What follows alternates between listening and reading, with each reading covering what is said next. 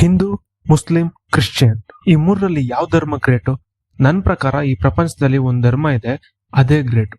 ಆ ಧರ್ಮ ಮನುಷ್ಯ ಈ ಭೂಮಿಲಿ ಹುಟ್ಟಿದಾಗಿಂದನೂ ಇನ್ನೊಂದು ಧರ್ಮನ ಕೀಳಾಗಿ ನೋಡ್ತಾ ದಬ್ಬಾಳಿಕೆ ಮಾಡ್ತಾನೆ ಬಂದಿದೆ. ಆ ಧರ್ಮ ಯಾವುದು ಗೊತ್ತಾ? ಶ್ರೀಮಂತ ಧರ್ಮ. ನನ್ನ ಪ್ರಕಾರ ಈ ಪ್ರಪಂಚದಲ್ಲಿ ಇರೋದು ಎರಡೇ ಧರ್ಮ, ಒಂದು ಶ್ರೀಮಂತ, ಇನ್ನೊಂದು ಬಡವ.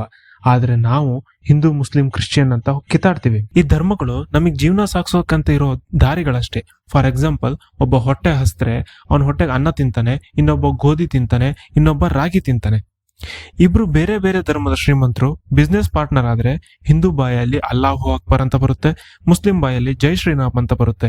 ಅದೇ ನಾವು ಬಡವರು ಬೇರೆ ಧರ್ಮ ಇದ್ರೆ ಅವ್ರ ಮನೆಯಲ್ಲಿ ಉಪ್ಪು ಸಕ್ಕರೆ ಕೇಳೋಕು ಹಿಂದೆ ಮುಂದೆ ನೋಡ್ತೀವಿ. ನೆನ್ಪಿರ್ಲಿ, ಕೋಮು ಗಲಭೆಗಳಾದಾಗ ಹೆಣಗಳ ಸುತ್ತ ಹವಾಯಿ ಚಪ್ಪಲಿ ಬಿದ್ದಿರುತ್ತೆ ವಿನಃ ರೋಲೆಕ್ಸ್ ವಾಚ್ ಅಲ್ಲ. ಯಾಕಂದ್ರೆ ಯಾವ ಶ್ರೀಮಂತನು ಬರೀ ಬಾಯಿ ಮಾತಲ್ಲೇ ಸಹಾಯ ಮಾಡ್ತಾನೆ ಹೊರತು ರೋಡ್ಗಿಳಿದು ಹೊಡೆದಾಡೋದಿಲ್ಲ.